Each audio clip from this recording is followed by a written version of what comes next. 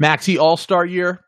I will say I did make the grave mistake of last preseason overreacting massively to Maxey's first game. Not to say that Maxey wasn't good last year, but I thought he was literally Steph Curry after that first game. So, yeah, might need to pump the brakes a little bit. Sam is here. Sam, how you doing? Good. One thing I just want to say, I'm looking at Tyrese Maxey after that first game, and I think he's a Steph Curry. Now, no one has ever thought that in a preseason before. So I feel like it has to be true. So, yeah, I think that might be a little bit of an underreaction to say he's Steph Curry. I would say Steph is not quite as in control as Tyrese. I would say Tyrese definitely has a better command on NBA basketball and running an offense. I would say the respect is probably what the big difference, right? Exactly. A rich man Steph Curry, if you will. Yeah, right. Yeah. Steph Curry's, and look, don't get me wrong, Steph Curry's a fine player. He's okay. Sure. Yeah. I want to emphasize a rich man Steph Curry because we know Steph Curry hates poor men.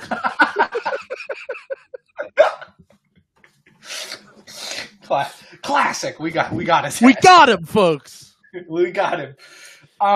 Unironically, though, I really thought Tyrese Maxey was kind of busting the Celtics defense ass. Yeah, he was cooking the other night. I need to change. Yeah. I'm going to need to change my camera 100 times during this. But hold on one second. For some reason, it just keeps doing that thing where it just gets super blurry out of nowhere. I'm going to see if I can fix this. But until then, we can get cooking for the folks. We can hop right into this episode. What's going on, guys? Welcome back to the You Know Ball Podcast. I am your host, Trill Bro Dude, and we are live here on Playback for the non-premium episodes. So the episodes that are free on your feed, on YouTube, and on Spotify and on Apple. You will now be able to watch us record these live on Playback early in the week. So it's Tuesday. We're recording on Playback. We got about 40 people in here. We're going to try to build this up throughout the course of the season. And before we get into that, we do have to talk about our sponsors from Underdog Fantasy. You know, the vibes, the newest and best place to play fantasy sports and win big prizes. My best ball team is sucking absolutely once again. I fell all the way to 8th place. Sam, where are you at in the standings? Do you even know?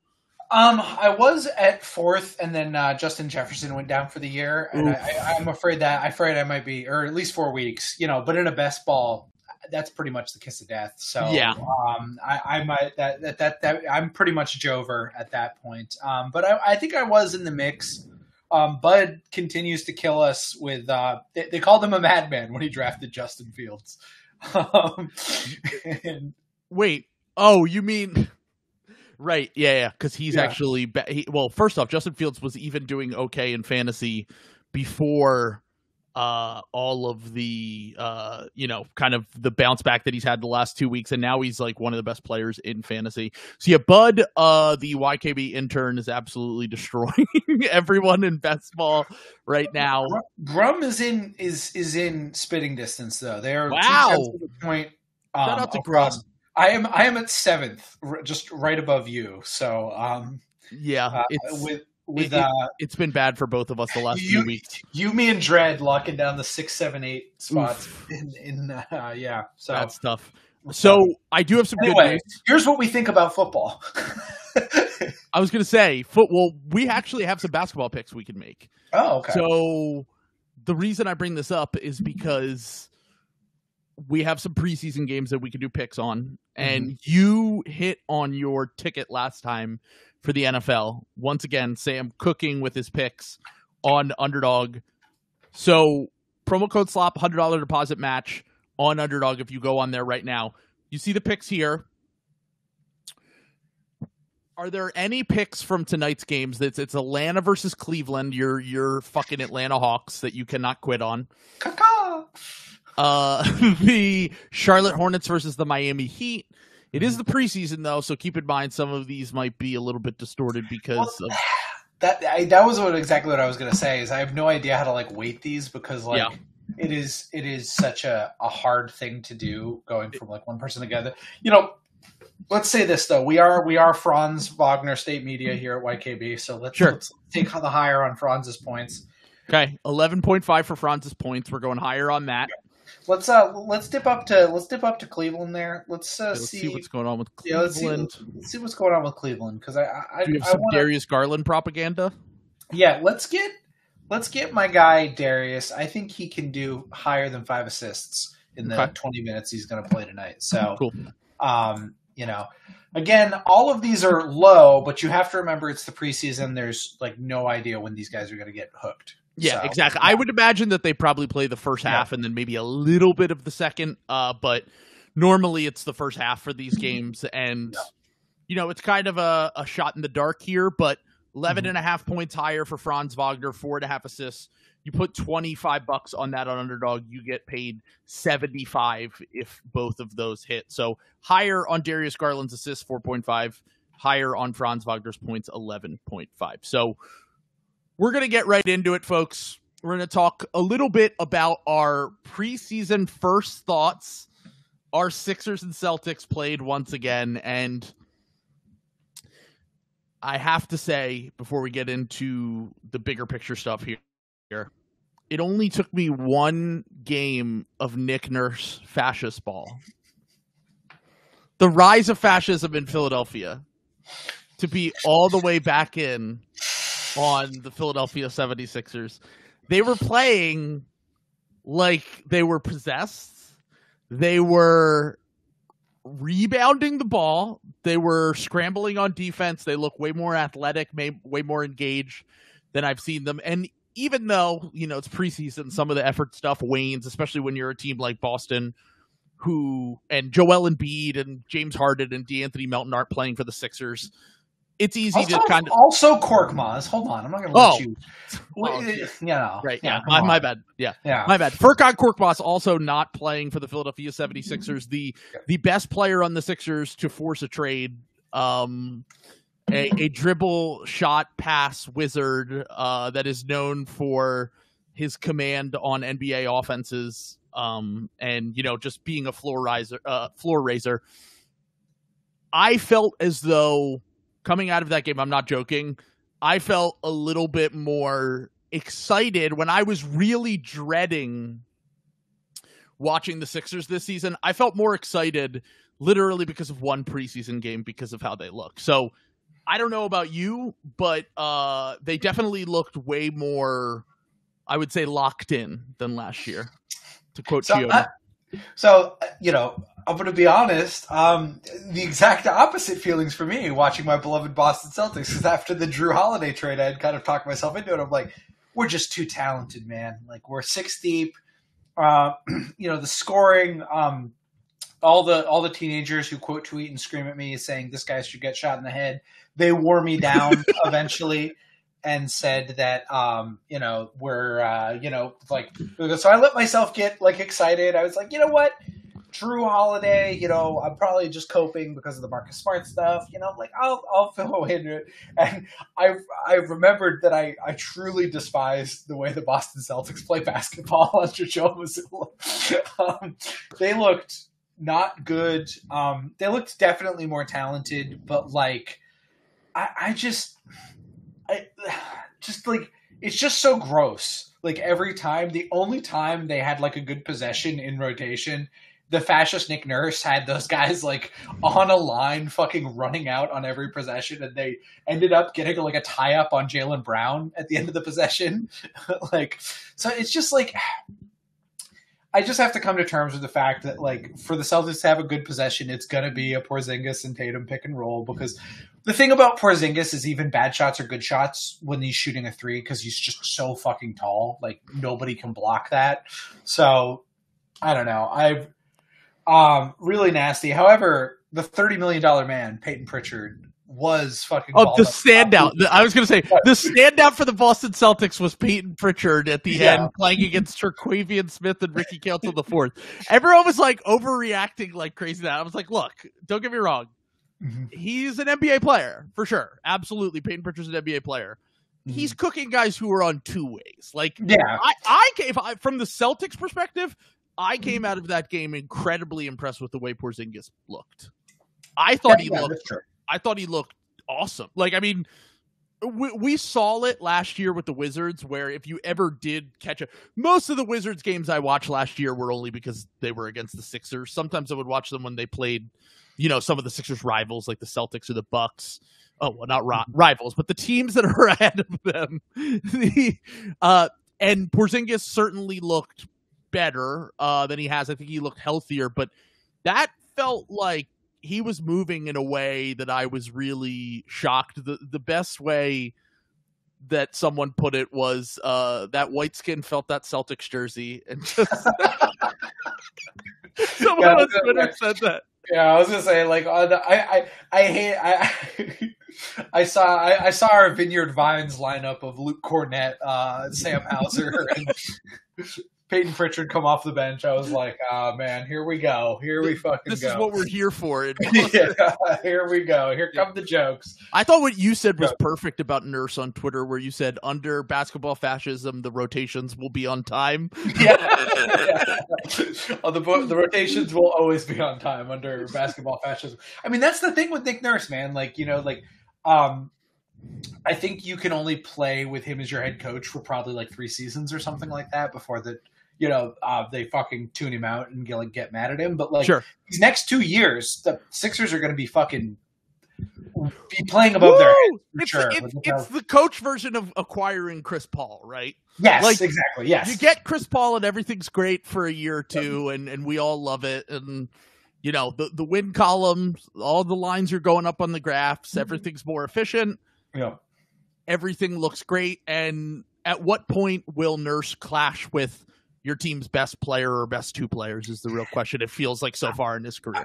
I'm fascinated at the Joel Embiid, Nick Nurse, unstoppable force, immovable object thing that's going to be going on just in terms of like minutes played. And like, because either Nick Nurse will win and Joel Embiid will suddenly like be in shape for like the first time ever, like in the postseason, and like immediately the Sixers will win the title, or he'll play like 15 games and just immediately break down his entire body. Yeah, I mean, he's Canadian fibs, as they say. Yeah, and I am a little bit concerned about that, especially because of what they've been saying, the coaching staff. Apparently, the medical staff wants Embiid to play more, and Nurse said he wants Embiid to play more, and Deion Sanders wants Embiid to play more, according to the clip that went viral. I'm concerned with that because I feel like the fact is Embiid already plays. Like, the last 2 seasons, Embiid has played more basketball than he's ever played in his entire life. That's true, yeah. And I feel like people forget that he actually played more games than Giannis last year. He played more games than Steph, LeBron, and basically every single person who could have been considered for the MVP, except for Jokic and then the outsider guys like Shai Gilgeous-Alexander, who only played 3 more games than him, by the way. So I am a little bit concerned that they're going to try to overdo it with the Embiid thing. But of the players that played in that game, obviously, like you said, I thought that Maxey looked awesome. He always does really well in the preseason because Maxey doesn't have an off switch. Like, he just always goes. We've talked about it with your Celtics before. We've talked about it with certain players before where because they don't have that off switch, it actually can come back to bite them because they overwork themselves and whatever. But Maxey seems to have a good balance between like really busting his ass all the time. And coming out of this game, the biggest thing I took from that was the fact that he took 9 threes and he played less than 30 minutes. That's what I want to see from Maxey. He had more of a control of the offense as a ball handler. He got into the mid-range. He's able to draw fouls. He was shooting pull-up threes when the Celtics were going into drop with Porzingis. Those are the kind of things you're going to need to see from Maxey this year as he takes the next step. He killed the fucking drop, man. Yeah. I thought he played a really controlled game. Like, whenever the Celtics would show him something, he would blow by his guy and get under the rim. And even if he wasn't getting a quality shot up, and he does get a quality shot up a lot. Like, I feel like he's pretty good at using the rim for protection and going like reverse. Yeah. He was collapsing. I don't know. I would buy on Tyrese Maxey in the fascist Tyrese Mussolini, like will thrive in Nick Nurse's fascist system because this they're going to be. I think this. I said that. I'm pretty sure I said this in the thing. I think the Sixers are going to be better than people think this year. Like I think when Harden is gone, everyone's just kind of like write them off for dead, and I think there's going to be like, Nick Nurse is kind of an egalitarian coach, like and. The interesting thing is like, again, I think there's an unstoppable force, immovable object thing with like Nurse and Embiid. And I'm really interested to see how that's going to work. But I don't know. I like the Sixers chances. And I was to be clear in the regular season, in the regular season. Yeah. And we'll get to that when we talk about the conference standings later in the episode. Mm-hmm. But they certainly look like they have a lot of NBA talent at the least. Like that is the thing that I think a lot of people were concerned with coming out of this is the fact that you have Harden might be here. He might not be here. I would bet on him being here to at least start the season. We'll see what happens with the trade sometime. They have about 2 weeks to kind of figure this whole thing out. And I would bet on him being here to start the season. But I wouldn't bet on him being here after the deadline. So I think at some point he will be gone. But just from like a roster talent standpoint, they had a few new guys that they threw into the rotation. Obviously, Jaden Springer's block on Jason Tatum is all Sixers Twitter was talking about. People on Twitter were going absolutely insane. That 6'4" Jaden Springer, who has fucking springs in his legs, was able to. Well, here's what I'll say about that, though. I mean, it's so easy to play off Jason Tatum because he can't shoot. So they just get to hunt at the rim. They just build the wall, and he can't do anything about it. I'm feeling like the American Giannis. The American Giannis is here, folks. That was my other big takeaway. It was like, wow, Tatum looks huge. Wow, Tatum is fucking awesome around the rim. Yeah. Wow, that shot looks fucking awful. He's going to shoot 26% from three this year, man. I can't wait. So do you think he really has just gotten too strong? Like, is that just the crux of this whole thing? Is that Tatum has gotten so strong that he's fucked up his shot mechanics and his touch? I don't know how much of the wrist stuff is like fucking. I can't tell what that is, if that's like real or like remember when he was bad in the finals? Actually, he wasn't because he was hurt. I don't know if that's like a pander or not, but I mean, probably Celtics Matt says it and it kills me every time he goes and fetches that video of like rookie year Tatum shooting. And it's like, it's crazy. It really is like it's butter. Yeah. I'm just like, what happened? Like, and we need that like so bad. And the thing is, I don't want to say, because like Tatum has gotten better at like literally everything else, but like the shot is just gone. Like it's sure. But look, there's worse things than having short Giannis on your team. I'll just yeah. Slightly shorter, possibly more skilled Giannis on your team. But I guess if the shot isn't falling, that doesn't really do you any good. I do just want to say, D Bronx in the comments, one of our YKB regulars. Sam hypes up the Sixers, who rarely are a threat to Boston, and negs the Heat, who have the Celtics number. That's right. So, the BMM has infiltrated YKB, folks. Do not let it fool you. No. The beautiful Sixers and the Hawks. They're Sixers Hawks conference finals rematch. It's coming back. Do not believe trolls' lies. I've seen the script, folks. Ben Simmons is back. The Sixers are back, and the Hawks are back. It's 2021. Let's go. I can't believe if Ben turned into an all-star. You got to admit that would be like one of the funniest things that could happen. Oh, it would be hilarious. I'm rooting for that so hard. I'm a huge Ben stan now.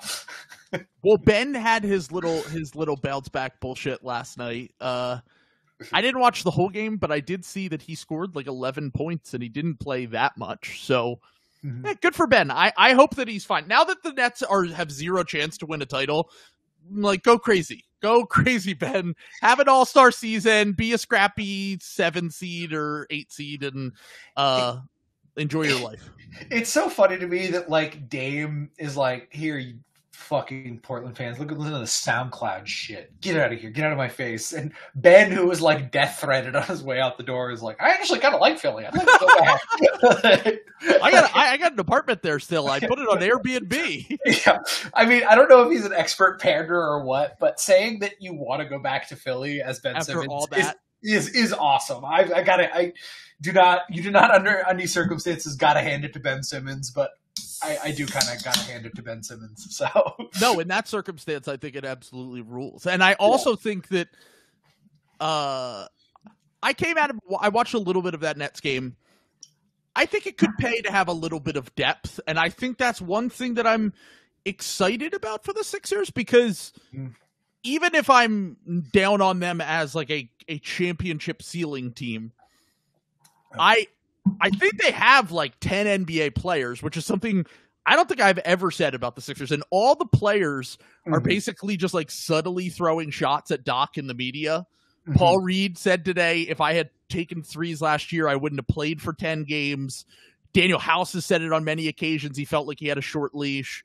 There are many guys on the team that barely ever crack the rotation. And as the bastard Will says in the comments now and DM'd me earlier, does this mean that Ben Simmons was right all along? That Doc was the real problem and that he is completely innocent. Are we gonna get the reverse trade? Are we gonna get James Harden back to the Nets and Simmons to the Sixers? Yeah.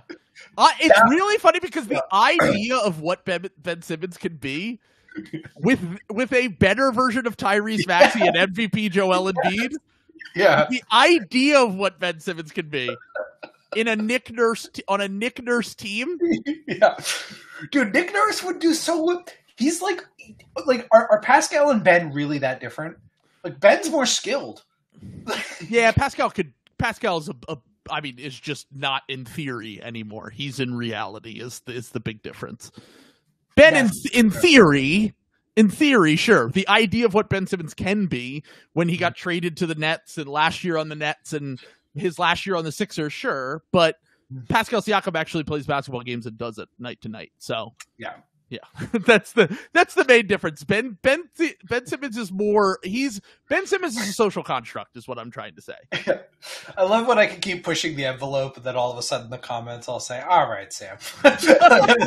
Pascal Siakam, Ben Simmons was a little too far. Simmons, yeah.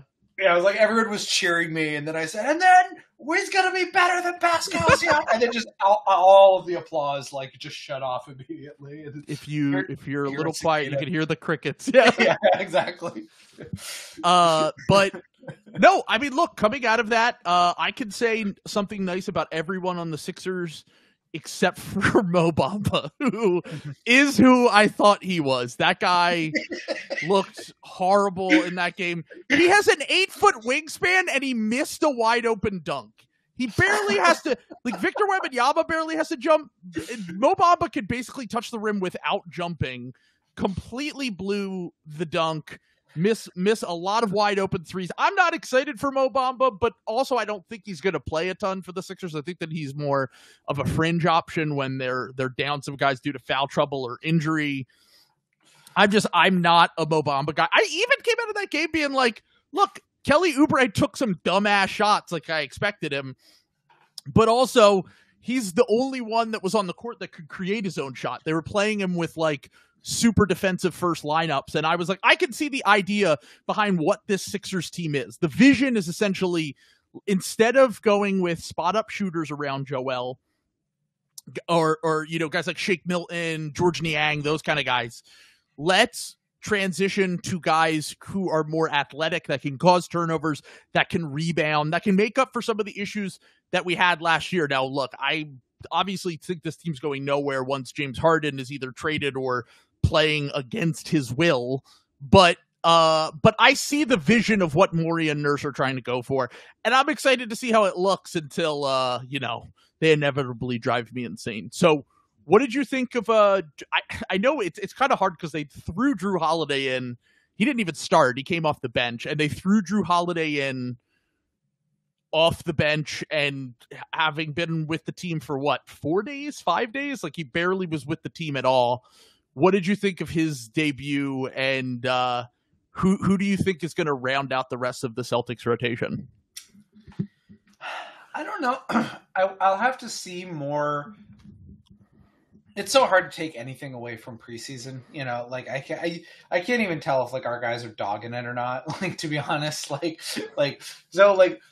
I don't know. I thought Jrue was like fine, but I also didn't really notice. You know what I'm saying? Yeah. I didn't have any like, Jrue Holiday. Okay. I don't know. It remains to be seen. In theory, I like Jrue Holiday a lot. That's what sucked me back in on the season, because what I was like really worried about was like that the Celtics only had 2 positive perimeter defenders. And when you're playing a drop, that becomes like a lot more important. So Jrue really helps like shore that up. I think it gives them a really viable small lineup and a pretty viable big lineup, provided Al doesn't just shoot 29% from 3 in the playoffs again. So he literally got 16% worse playoffs to regular season. And just everyone should remember that.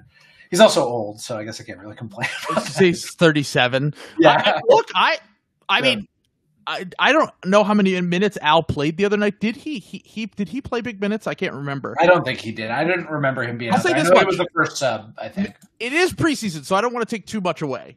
Mm-hmm. But of all the old guys that were out there, I didn't notice anyone being like, oh man, he really looks like he lost the step. And sometimes that's something gradually that happens over the course of a season with injuries and stuff. But like, I even thought Danny Green looked fine in that game.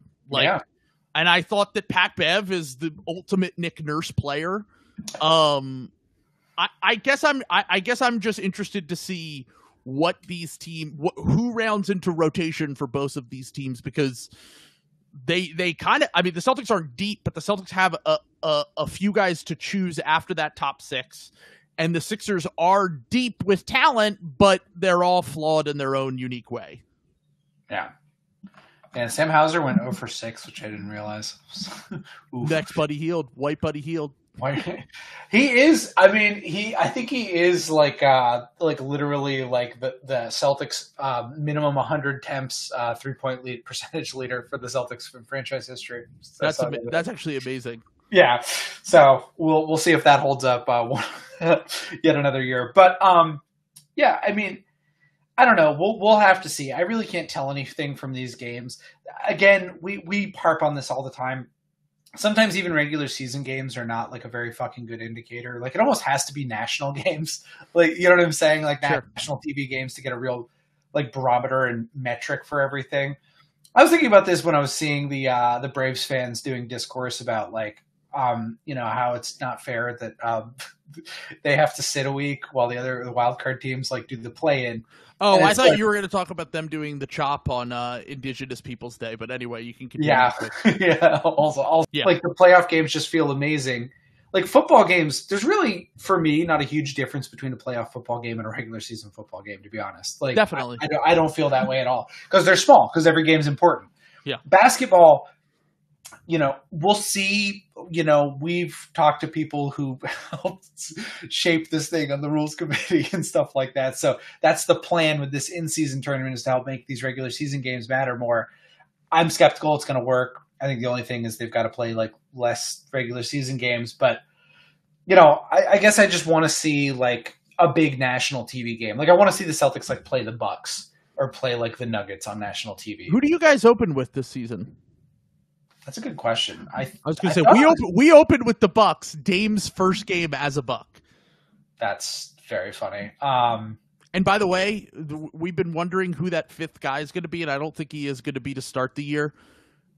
But Marjon Beauchamp looked good in the game that I watched the other night. Celtics start with at the Knicks, but then home opener against Miami. Oh boy. Game 2. I will unalive myself. Tune in on. We're gonna be here. Yeah, if they lose that game, I will. I'll be like the Joker. I'll be doing the fucking Riddler from fucking the new Batman. No. This is not how it was supposed to go. Yeah, we're definitely losing to the Knicks, because the Knicks are tryhards. Like, you can chalk that one up. That is exactly. a lock. That is a lock. Yeah. Just some other things from around the NBA that happened during preseason. Nothing really to glean from anything too big. Adrian Griffin, the new coach for the Bucks, he kind of seems like he has no idea what he's doing.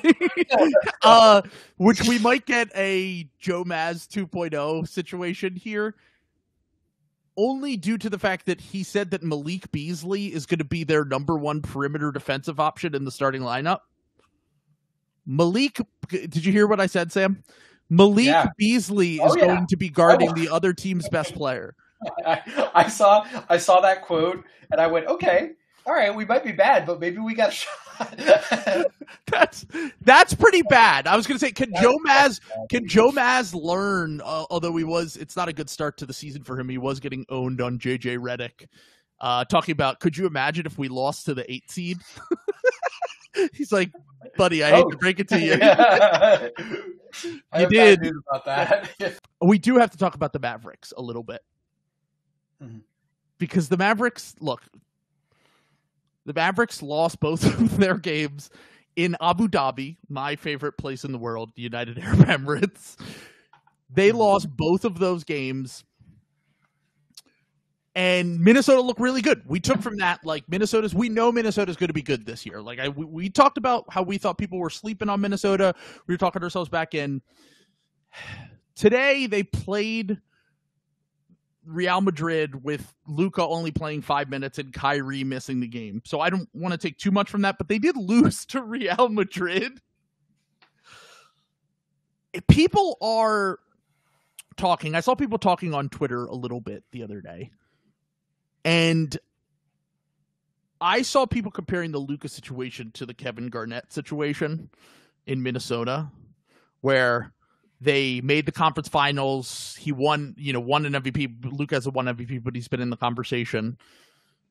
And then they missed the playoffs like 3 straight years, and then KG forced a trade.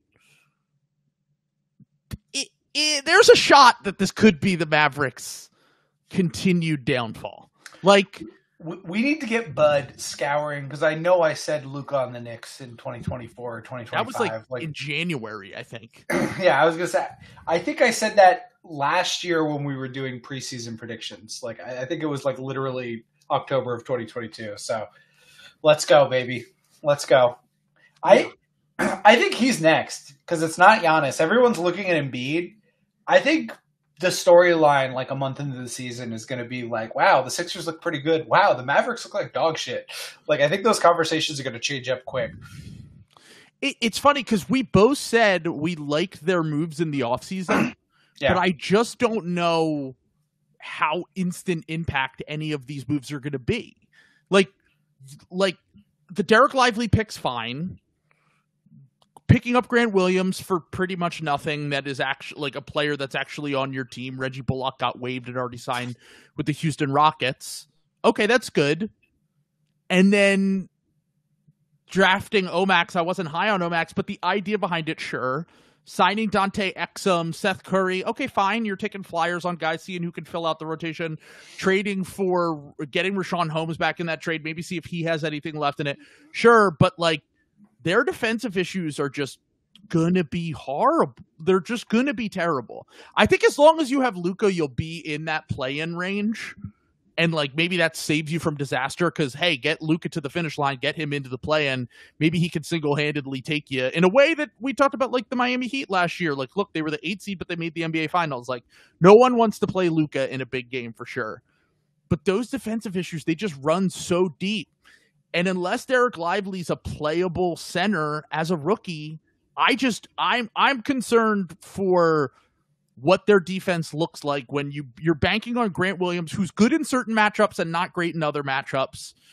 You're banking on guys who are generally kind of offensive first guys in Kyrie and Luka, who, like, they have a lot of talent for sure, but I'm just not sure how this talent really works together. Mm-hmm.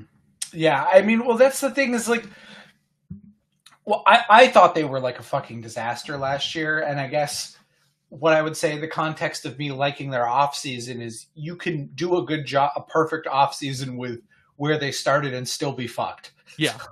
like they were in such bad shape. I mean, they managed to retain Kyrie. That's a fucking, every stop we've seen what a time bomb that is. So We'll see what, Mark Cuban is weird though, and might be able to like speak to him, on like, sure.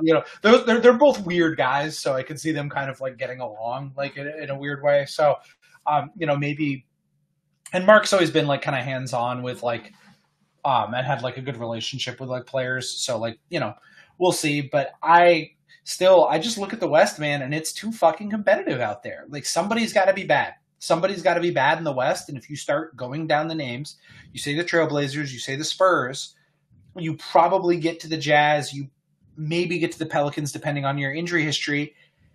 Then the next name on that list is probably the Dallas Mavericks after that. And that is a long way from being a sure thing in the playoffs, let alone winning a playoff series. There's just a lot of fucking good teams in the West. Yeah.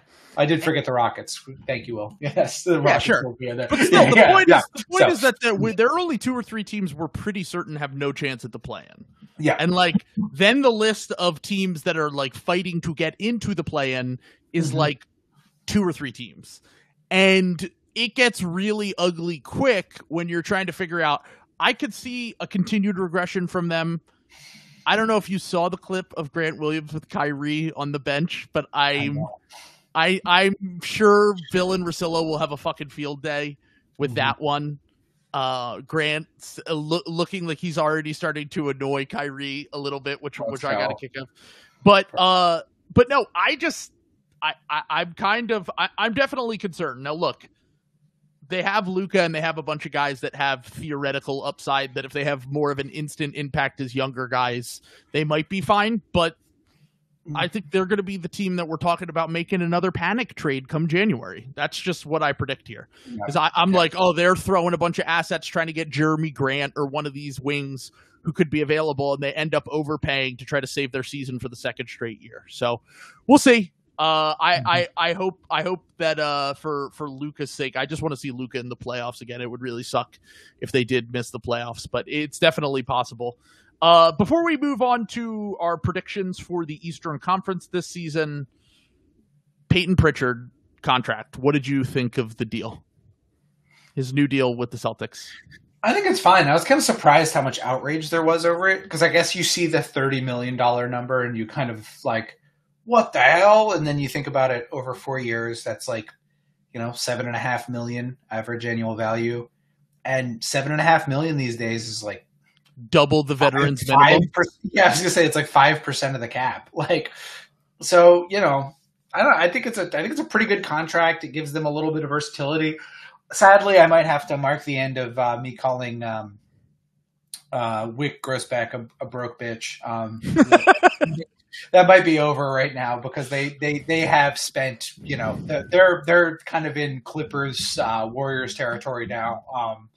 We'll see how that shapes up after Jason Tatum's, extension this offseason. The Celtics are going to be like super max stuff. They're going to be in all the penalties in the, the super tax and everything like that. We'll see how long they stay there.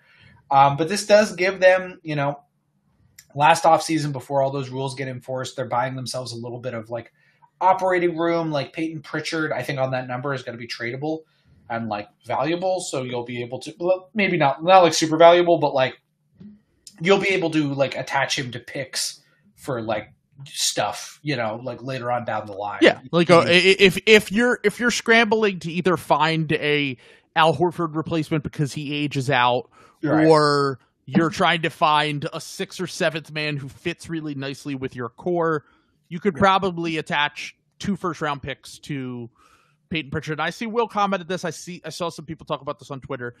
The real question that I think people had for this was, why would you not just pay Grant the 12 or 13 million instead of trying to sign Pritchard to this $7 million a year contract if you wanted something for trade bait?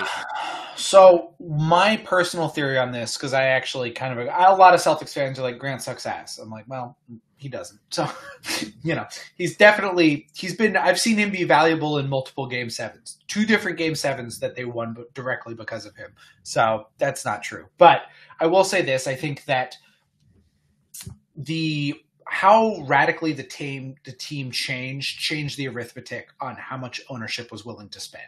Like, I think it's an easier sell to spend all this money on Jrue Holiday and Kristaps Porzingis and everything versus like when you're making the decision on Grant Williams, it's like, is this team going to be 80% the exact same team? Which, before they traded Rob Williams and Malcolm Brogdon and it was really just Porzingis for Smart. Like, that really wasn't that much of a different thing. So I'm assuming that maybe that changed ownership's willingness to spend because this is like a very win now team. Like, you're not really heavily invested in young guys besides your like starters. So you can kind of go to the ownership. You can be like, okay, this is a 3-year cost, what we're entering right now. Like, and also it's not dollar for dollar, because when you reach into that tax threshold, $12 million versus $7 million is not $12 million versus $7 million. It's actually a ton of fucking, that $5 million difference when you have an ownership group, like you said, you called the broke boys. That's, that really is a lot of, I mean, we see it with the Clippers and the Warriors every year. We're like, oh, cool. They cut their 8th man. Why would they cut their 8th man? It's like, well, it saves them $4.2 billion. To waive Eric Gordon. You're like, what the fuck is that? So I would imagine that's at least part of the calculus here is, hey, look, Payton Pritchard, we still need depth guys. We'll still need contracts to trade a year from now. And $7 million a year, $8 million a year is really nothing in the new NBA, because in a few years, that's going to be, in a year from now, that's like half of the MLE. It's really nothing in the modern NBA to make 7, which sounds insane, but to make $7.5 million a year is truly nothing in the new NBA. It's close to the veterans minimum for guys that have been in the league for a while. So I don't really blame them. It was just funny because, similar to when Furkan Korkmaz asked for a trade for the Sixers, Payton Pritchard asked for a trade seemingly multiple times, and is still in Boston. I don't know if it's against his will or not. At least he got $30 million out of it. So,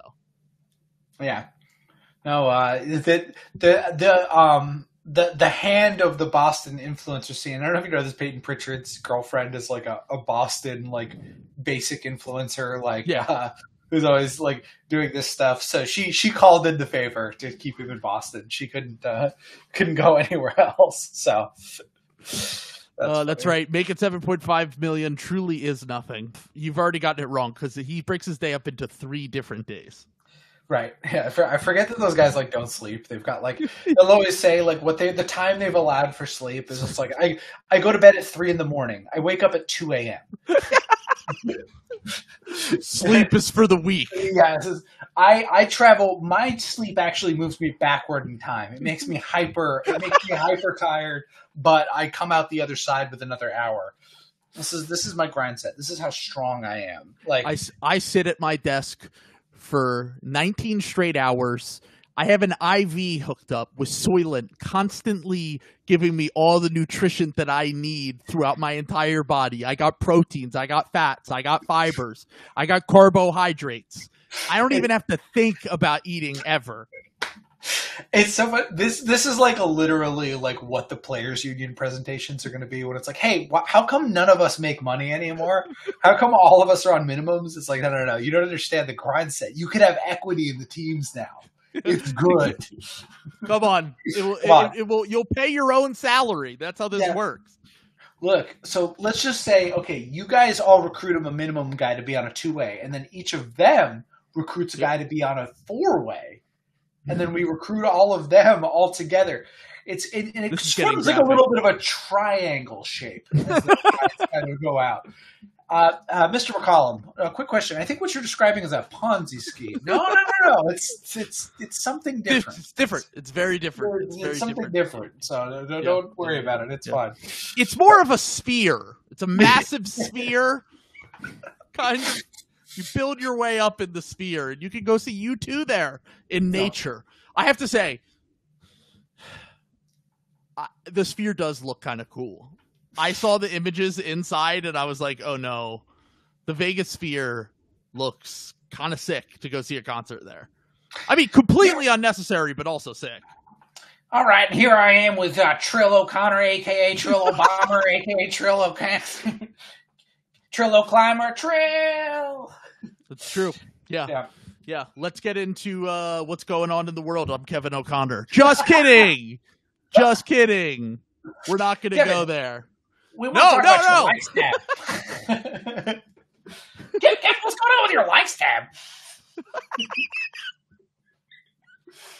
I was listening to you the other day on Ethan Sherwood Strauss. What are you talking about? I don't get any of that. You think a Cybertruck looks cool? Come on, man. Good grief.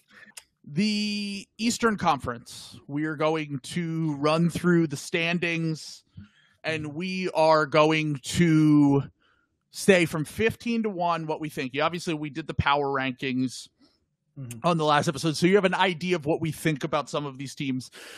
But what we're going to do is we're going to end up, after this, we're going to choose our predictions for the playoff matchups as well, and we will give our Eastern Conference Finals and our conference champions.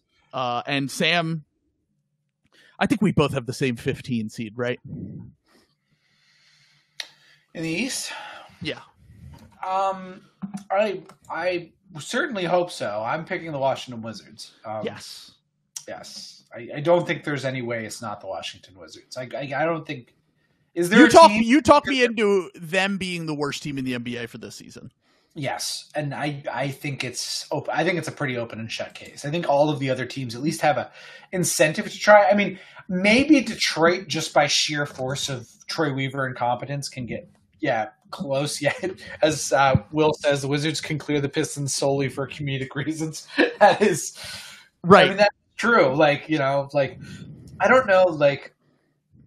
You had a baffling stat for me about Cade Cunningham. Do you want to share it for everyone on the? Okay, so God damn it, I didn't want to. I want to wait until the season to really get takes off, I can't believe this is true though, and I looked it up after you said it. It's staggering. They were playing the Suns, so he played a lot of minutes against KD, Booker, and Beal, but some minutes he didn't.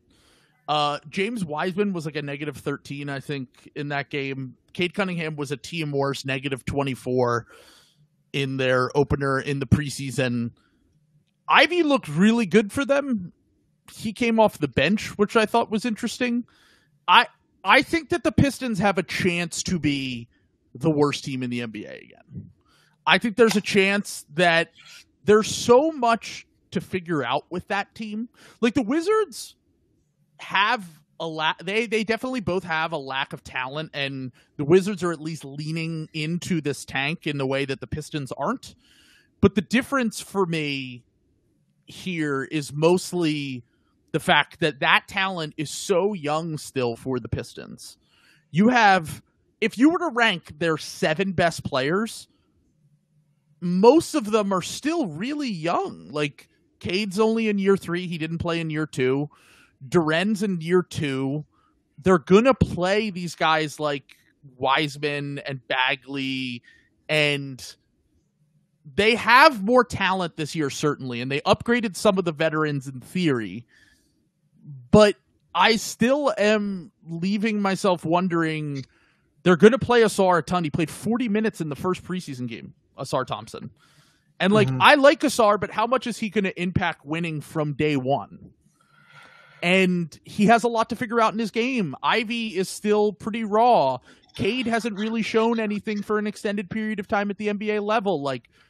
It's a possibility that, look, they have these guys like Bojan, Burks, Harris, all those guys, but it's just a possibility that their lack of experience makes it so that they are the worst team in the NBA for the second straight, or third time in 4 years. Yeah. And I think, I think there's a way. I think they're a lot more, I don't know, they even necessarily want to say talented than the Wizards, but Troy Weaver, I think this team is going to be mostly intact through the year. I think Bojan might get traded at some point, but I think that, Troy Weaver is like more or less trying to win with this group right now. I think that's why he hired Monty Williams and had Dwayne Casey. Backed up the Brinks truck to bring in Monty Williams so he didn't like retire. Yeah. Jesus. They're just Troy Weaver, man. He has done, well, what's the opposite of doing miracles on me? Troy Weaver has tragedies. He's done witchcraft on you. He's the opposite. Yeah, he is. Oh man, like it's so bad. Like I feel so bad for Pistons fans, man. Like this is. I really liked the Pistons last year. I really like Jalen Duren. I still kind of believe that Cade can be like a good starter to maybe even like be an all-star guy at some point. But like, holy shit, man! Like. It's got to start putting it together at some point. It's year 3, and I don't think that they did themselves any favors with this roster construction for their young guys. And like, look, some of these guys have talent for sure, but we got to see it for an extended period of time on an NBA court. The reason why I'll still put the Wizards at 15 and the Pistons at 14 is because the Wizards have more incentive to blow shit up halfway through the year. And if Tyus Jones is accidentally winning them 5 too many games, he'll be on the Lakers or the Celtics after the deadline. Like, that's just the reality. Well, I guess the Celtics don't have any tradable salary now, but he will definitely be on another team by the second half of the year, I would imagine.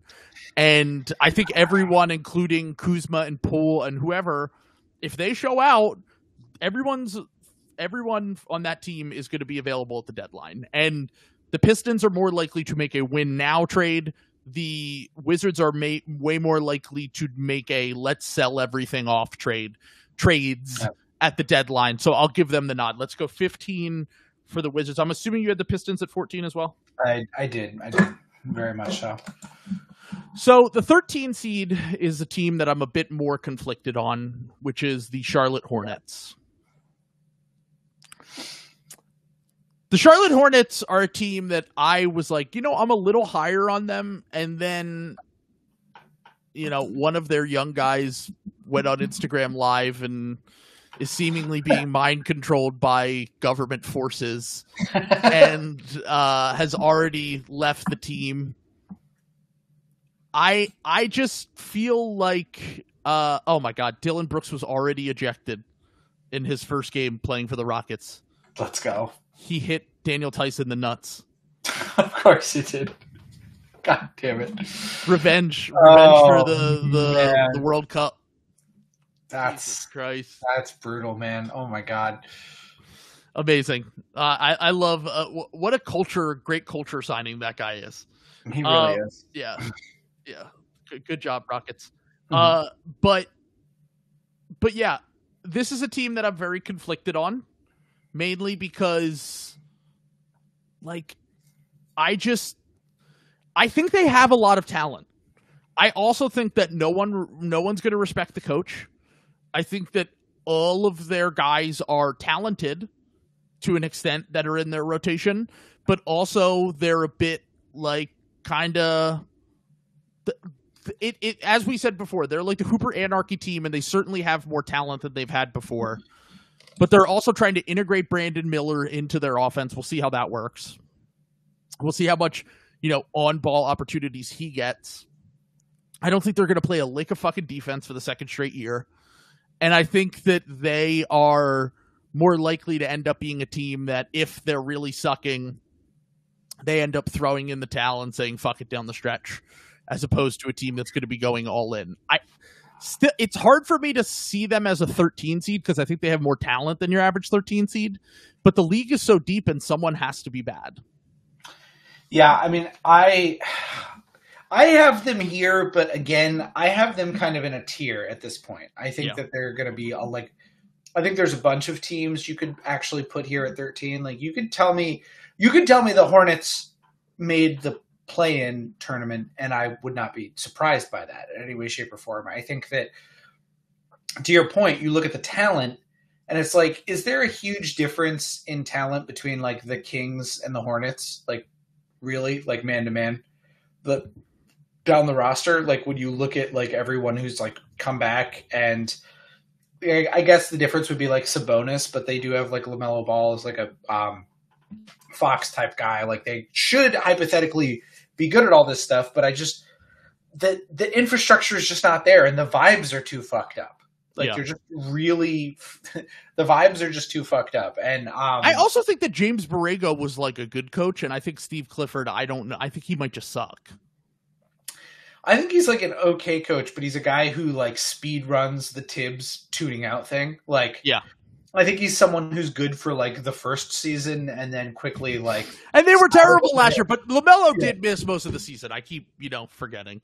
And by the way, Will is saying that they had a top 12 defense once Mark Williams was a starter. Mark Williams started 17 games last year. They started him in the last March. And Mickey Mouse March. Mickey Mouse Mark Williams is what I'm trying to say here. This is why you can't do regular season stuff, because like a third of the season just straight up doesn't fucking matter. He only played in half the games. I'm telling you, the Hornets did not try on defense. I mean, from what I watched, they did not try on defense, but I don't know.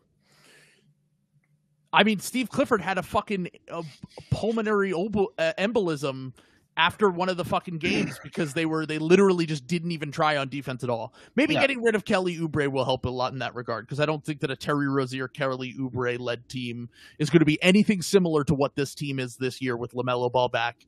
Gordon Hayward, maybe if he could stay healthy. Like I said, they have a lot of talent down the roster. They're better than your average 13 seed, but I don't know what teams ahead of them are going to be falling so drastically to fall beyond that 13 seed. Let me tell you about my candidate, because I am going to offer up my 12 seed team, the Chicago Bulls, who I think is a candidate for this. They're certainly a candidate. I think that's right. I think that did you see the news today about them wanting to re-sign DeMar DeRozan to an extension? DeMar DeRozan is 34 years old. Between like the Bears, like this is like this is what's going to happen to like Boston sports fans. Like this is the price God exacts on you for like decades of things going your way with like the Bulls, and then the Cubs finally won one. But that is like just the hell that Chicago sports fans have to fucking. The Cubs winning set the whole city back 100 years again. It really did. Like it broke something like. So something like eldritch emerged. A seal on an ancient beast was awoken. It went from the curse of the Billy Goat to the curse of Billy Epstein. Or, not Billy Epstein. What about Theo Epstein? I'm sorry. Called him Billy Epstein. It's Billy Bean. I matched them up to two. Okay. I knew you were going to go there. I mashed up Billy Bean and Theo Epstein. Apologies to Theo Epstein. But hey, baseball guy. Yeah. but I really do think like I think the Bulls are a candidate to make a lot of trades. I also think their GM has really bad instincts for stuff like this. So if they're thinking very bad reactionary trade history for him. I mean, the one of the worst we've seen. Yeah. So, like, I just, I think that I also don't think the Bulls just don't have a lot of young talent outside of Zach. Like, Well, Zach isn't even young anymore, too. He's like 28. Yeah, I guess. Yeah, well, he's like in his prime, at least. You know what I'm saying? Yeah. Like Patrick Williams, I like DeSumo, but like as like a seventh man, like, right. And there's just not a lot of other guys who are like exciting, like Alex Caruso at the end of this contract. Like he's a candidate to be traded in season, or I would, if they're smart, they would like think about it. Like, Kobe White's like kind of come along. Like I thought he's a good third guard. That's what I'm saying. I thought he was like unplayable, like shouldn't be in the league for like a little bit there. He's kind of like last like year or two, he's kind of like turned it around to where like he's like a rotation player, like a deep rotation player. Like, so. Yeah, I mean, every conversation with the Bulls just comes back to how much the Lonzo injury fucked them. But I will say, I think the fact that they signed Javon Carter and Torrey Craig makes them a little bit...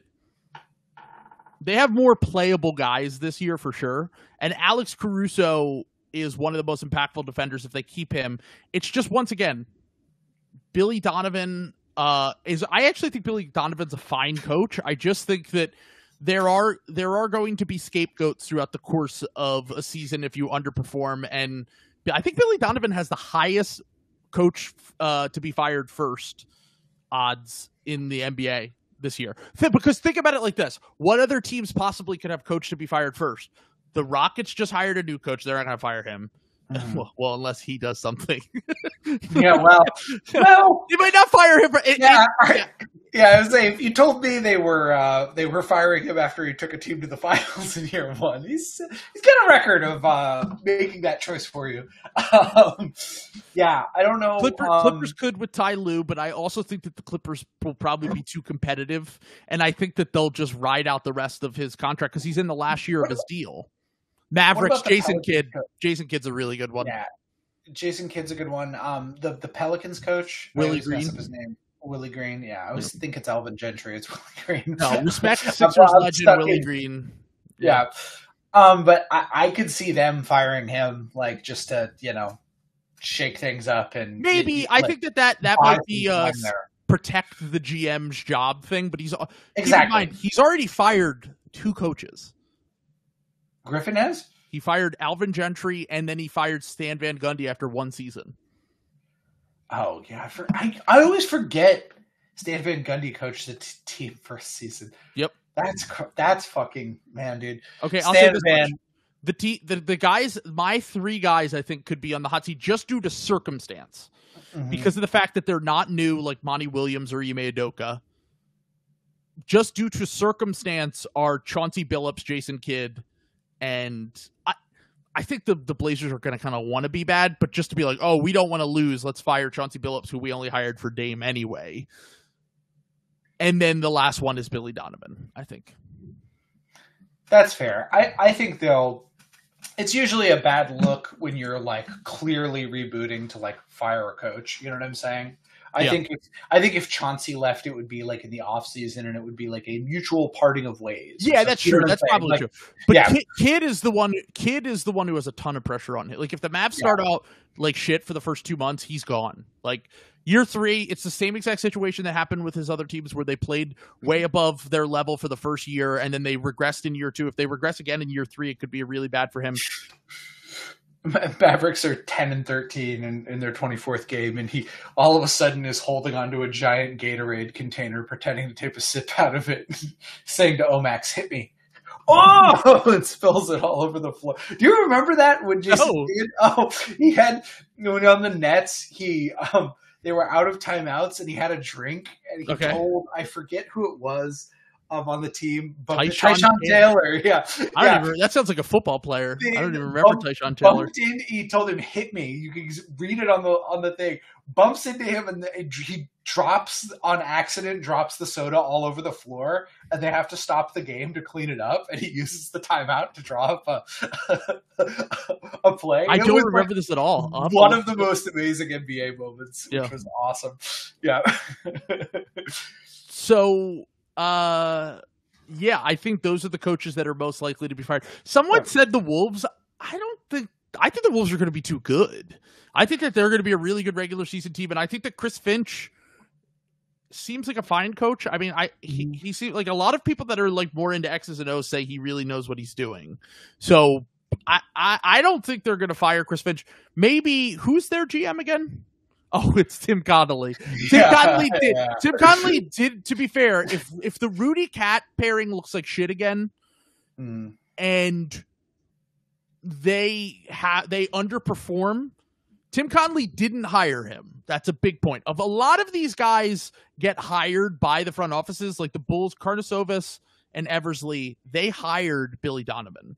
So they're probably going to want to keep him around as long as possible because it's a bad look if you fire a coach that you brought in. Whereas in that situation, like Blazers situation, they didn't hire Chauncey Billups. Wolves situation, they didn't hire Chris Finch. It's a possibility, but like as we'll get to the Western Conference next week, I think they're going to possibly be a top 4 seed. So I don't really see them firing their coach halfway through this year. So let's move on to, I also had the Bulls in the 12 seed, to be clear. I had them missing the play-in. Mm-hmm. It's hard for me to put these teams down here because like they're talented, dude. Like they've got a decent amount of rotation players. They've got the star power if everything clicks, but their offense, they keep talking about in these pressers about how they're going to focus on offense and we're not just going to be a defensive first team like we've been the last few years. We're going to be offense. And I just don't know how that is possible when you're running an offense through Nikola Vucevic and DeMar DeRozan. Like they don't create enough efficient offense for everyone who's around them. I just don't see a way that they are an efficient top offensive team. I could see them being a top 10 defensive team and being carried to the play-in on the strength of that. But to me, their ceiling is like an 8 seed. So I feel somewhat comfortable putting them in this 12 seed. And I think it's more likely that they end up having to trade Zach LaVine like we discussed last week on the power rankings. Do we have the same 11 seed? I think we do. I have the Brooklyn Nets. I also have the Brooklyn Nets.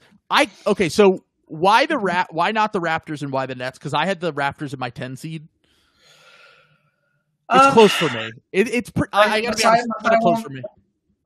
Masai won't make a trade. Yeah. I think Sean Marks is more likely to make a step back trade if he sees that going on. You know what I'm saying? If he sees that, like if Ben is fucking hooping and the team is still dog shit, like he will definitely try to move to like get off of Ben Simmons. I think he will. Dorian Finney-Smith and Royce O'Neal, maybe. Yeah, I'm just gonna say those guys are like gonna be the trade deadline, like bolster, a playoff rotation. Like the Bucks are gonna send whatever second round picks in 2047. It's like for Royce O'Neal. For Royce O'Neal or something like that. Like there's gonna be trades like that happening. I don't know. Like, and the Raptors.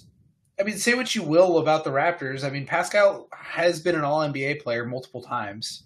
Like, OG is a good player. Like, they don't fit well together. They're going to defend the hell out of they're going to be able to defend, and they're going to be a war crime on offense. So, like, I think that they will be fine enough. There's Well, Aaron's saying the Raptors don't have their 2024 pick. I got bad news for you about the Nets. The Houston Rockets own their 2024 pick from the James Harden trade. That is beginning to be paid back. So the Nets have no incentive to tank either, is the other part of this. So I just, the Raptors, for say all you want. Like, I like Mikal Bridges. I like some of the other guys. They've got better high-end talent that fits together worse, I would say. But I think Masai is a sicko who's not going to make a trade. Like, I don't think he wants to make a trade to take a step back. Like, I think he's goofy meme, I'll fucking do it again. Like, if anything, he'll go in the opposite direction. Right. Yeah. So I just, whatever it is, we'll see what happens. But someone said he'll make a trade, but it will be back to get back DeMar DeRozan. Norm Powell and DeMar DeRozan, you are Toronto Raptors. He just trades back. All the guys he feels bad about trading, he trades for them back on the team. Oh, Jesus Christ. Kyle Lowry, he's coming home. Oh, my God. Yeah. So I'll say this much. If we're going on a vibes perspective, talent for talent, the Nets and the Raptors are pretty similar to me.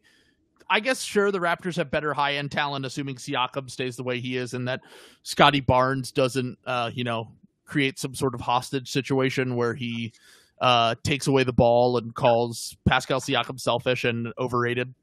I will say they have worse vibes, and it's not a good situation for a rookie coach. Like, I think a lot is going to depend on this new coach that they hired. But then again, you start off the year good. That can fix some things, sure. You can say that about a lot of these teams. Yeah. But the vibes don't seem great, and, like, the Nets kind of thrive. The one thing I will give the Nets credit for is that they kind of thrive when there's no expectations. Like in terms of overperforming how good they should be. So it's definitely possible that they overperform and make the play-in, or they're like a scrappy lower seed because of the fact that they're just like they're talented. They're kind of built for the modern NBA. They just don't have the top end talent. It's definitely possible the Nets have a higher ceiling in standings that I'm giving them credit for. But like, if I were to go Raptors and Nets head to head, I'll give the Raptors the slight talent advantage. But I think the Nets are just behind them, and I think that they definitely have a chance because the vibes are just so much better. Well, look, when we're sitting here on January 15th and we're talking about Cam Thomas being the most improved player in the NBA. It's my guy, dude. He's back. He's so fucking back, baby. Yeah. Like, ball don't stop going fucking nuts last night, dude. Another 20-point game for our guy Cam Thomas in the preseason. Hitting catch and shoot threes. I'm telling you, I'm in on Cam. Don't give up on Dion Waiters, but actually good. Yeah. Mikal Bridges needs to take a step back and really let one chef. Like, exactly. Yeah, Mikal Bridges is the Jaylen Brown to his Jason Tatum. Like, he really is putting a limit on how good how good Cam Thomas is going to be. When Nick Claxton and Mikal Bridges and Ben Simmons take a back seat, we will see our guy Cam shine. Can I blow your mind for a second? Yes. I actually did not have the Raptors next. Who did you have next? I had the Orlando Magic next. Okay, so I had them at the 9th seed. Mm-hmm. I had the Raptors in the 10 seed. But I could see that's my first playoff match. We both have the same play-in matchup. That's the first play-in matchup. Magic versus Raptors. Yeah. So the Magic, we talked about this last week.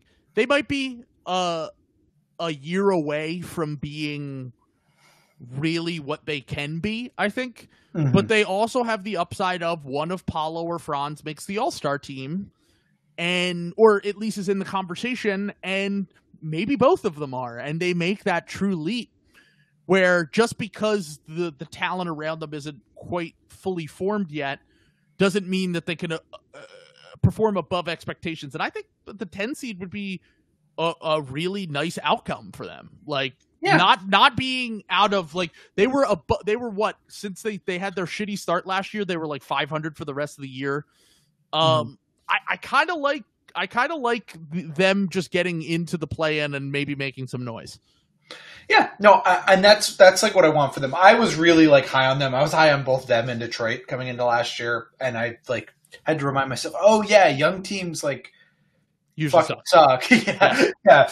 Like, just because I like the guys doesn't mean they're like going to be good. So like, and I like Paolo and I like Franz, but I just, again, this team just doesn't fit well together. There's just not like, I can't believe they didn't get like any shooting whatsoever. Like, especially like at the point guard position. Like I think they're probably going to trade Cole Anthony at some point, and like, he's like one of the only guys who like has like real shooting gravity on the team that isn't Franz or Paolo. So like, I don't understand like why they just needed more shooting. I actually kind of like the Anthony Black pick, like from a talent perspective. Like I kind of like him, but just the problem is like, he's like the last thing they fucking needed was like big defensive point guard who like has a questionable shaky shot.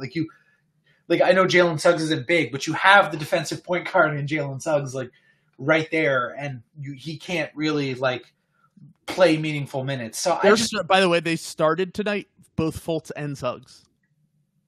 Wow, that's interesting. I just hate that. Yeah. You have if you're going to run your offense through Paolo or Franz or both of them, you want guys who can spot up around them. Neither of those guys can shoot spot up threes. I can't believe Jalen Suggs shot like 27% from three last year. They should have been in on fucking Fred VanVleet.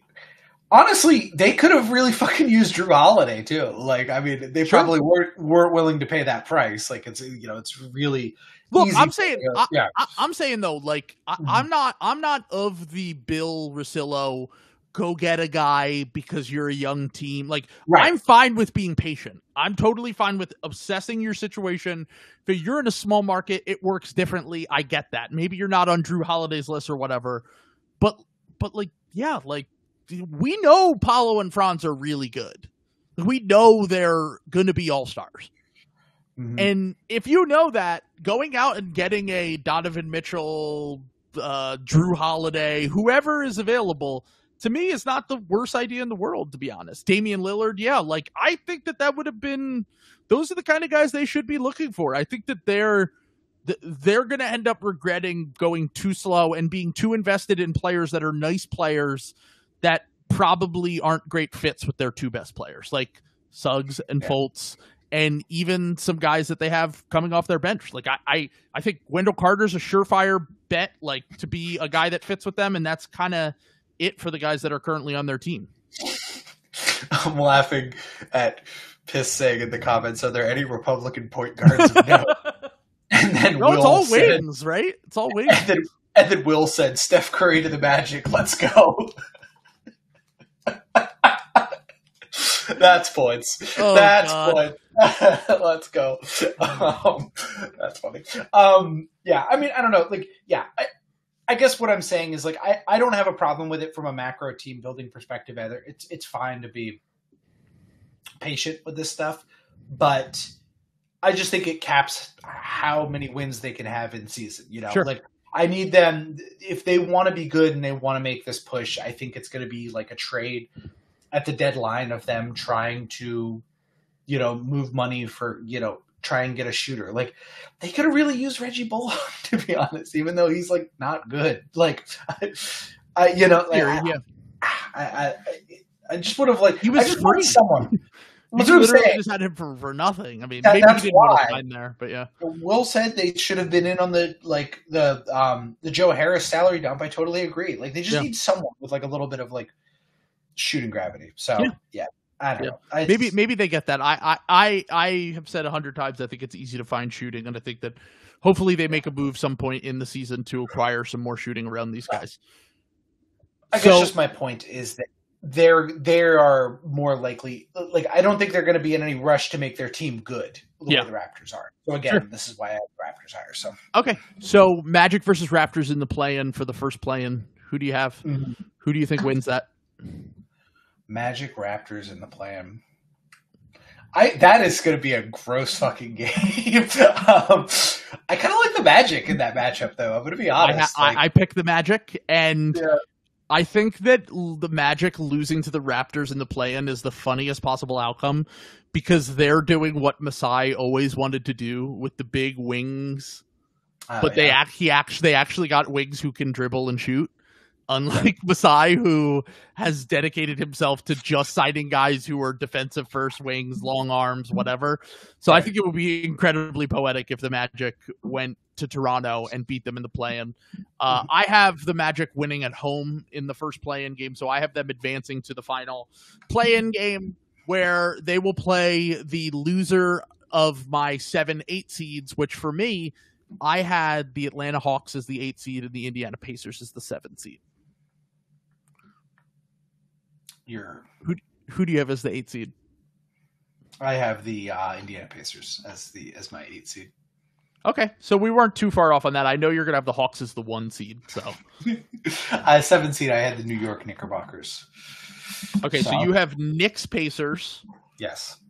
Playing the winner advancing to be the second to play the 2nd seed, and the loser playing the Magic. So who would you pick in a Knicks Pacers play-in game? By the way, Obi Toppin revenge game possible here. Some narratives. I kind of like the Knicks in this matchup. I just think that Thibodeau ball slowing down a young team. You know, I think to Will's point, I don't think RJ will play a lot in that game. So we'll really empower the Knicks. You know, but I do like the Pacers' chances of being in the play.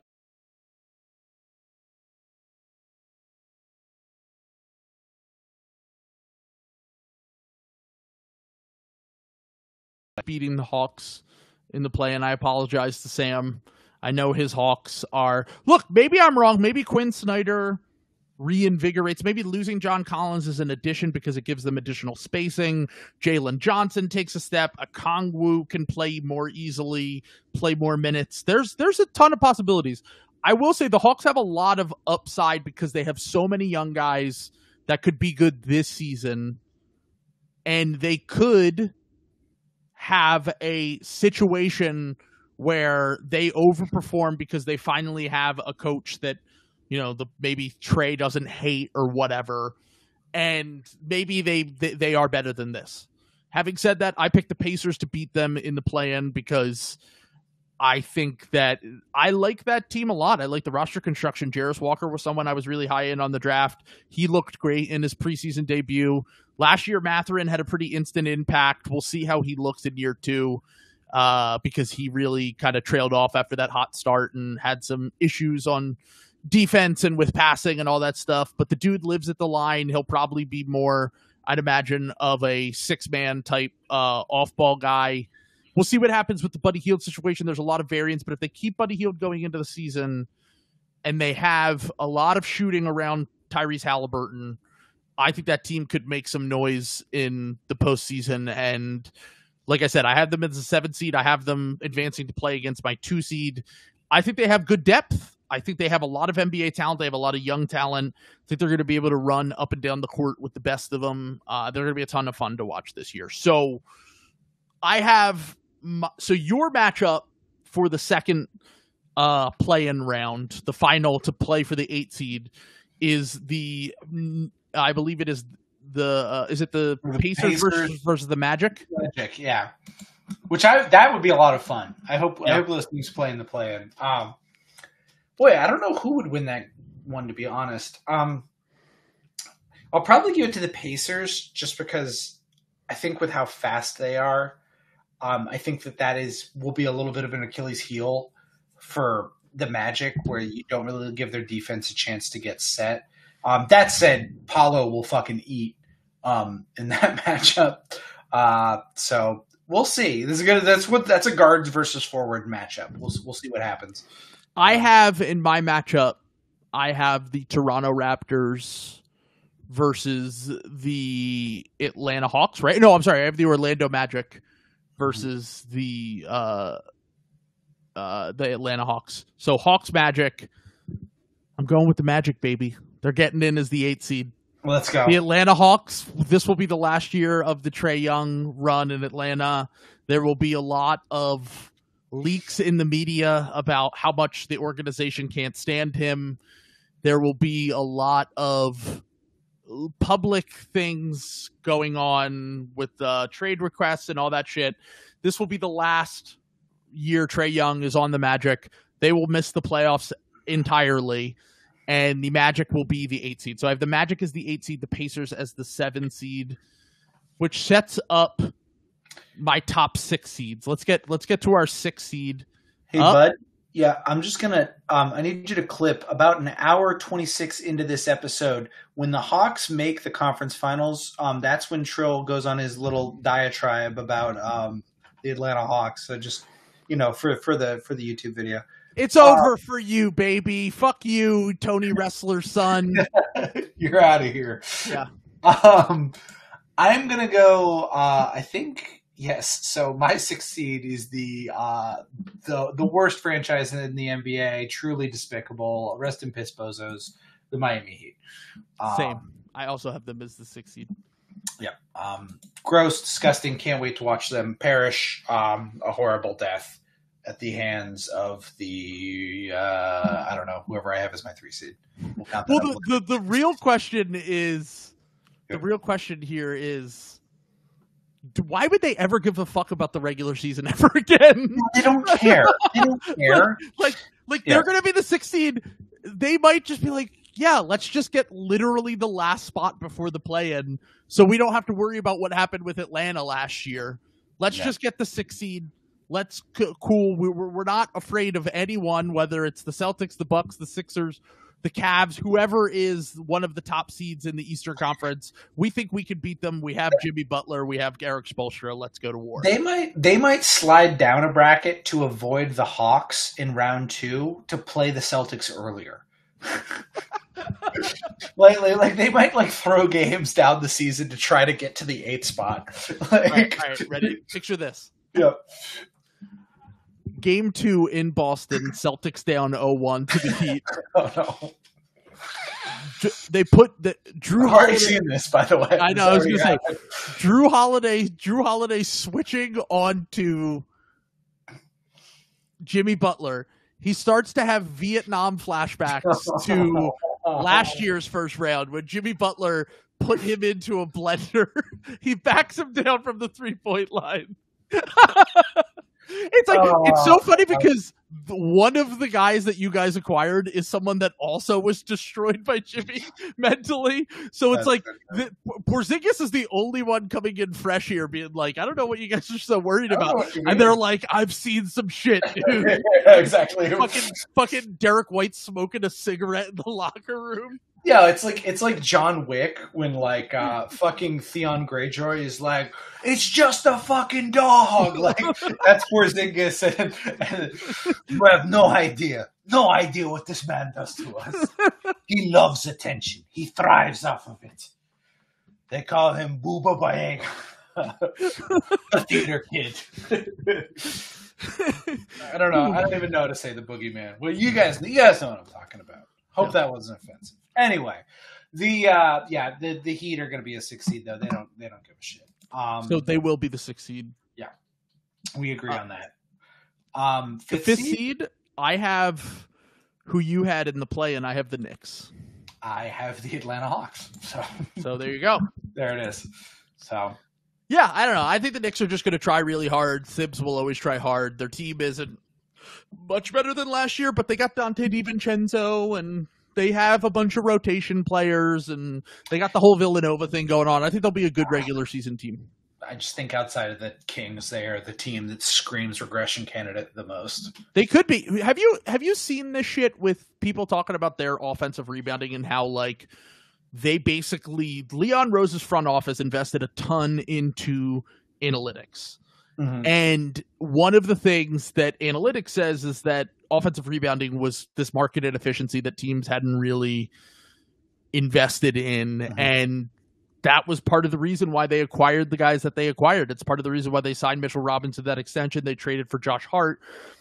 They get guys who are very good at rebounding positionally, and they kind of bludgeon you to death that way. And that's what we saw in the Cavs series. The Cavs couldn't get a fucking rebound, and the Knicks generated a ton more possessions and ended up winning that series in 5 games. So I thought that was kind of interesting only because I know Grant Aller is like the second in command there along with Gerson Rosas, the formerly ashamed Gerson Rosas, running the show there in New York with Leon Rose. And I just thought that was interesting because I know Morey has talked about it publicly. It's something that Nick Nurse really drives home, but I think the fact that this rebounding thing that I know the Raptors teams have had it, and that's how they got to the playoffs.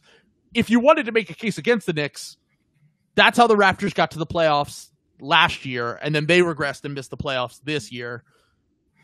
The Knicks could be that regression candidate just because maybe it isn't sustainable year to year to constantly rely on offensive rebounding, but I mean, Jalen Brunson's certainly a better shot creator than anyone that was on those Raptors teams.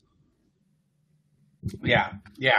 I just, the Julius Randle thing is very interesting, just in terms of like probably the most Jekyll and Hyde player like year to year in the. We've talked about that, yeah. Like, so you never know what you're going to get there. Jalen Brunson, who completely owned me last year, so I doubt him at my own peril, but anytime a guy makes a huge leap into like true stardom, I always think he's going to take a little bit of a step back, and that's not really slight to Jalen Brunson. I think that he abetted himself by being the best player in a playoff series, which is completely different from being a Mickey Mouse like regular season good player, which Julius Randle has never done. So I have a lot of respect for Jalen Brunson. I just think in terms of the Knicks like regular season prospects, I just don't necessarily think they're going to be like a win machine. Again, in the way that they have been before. So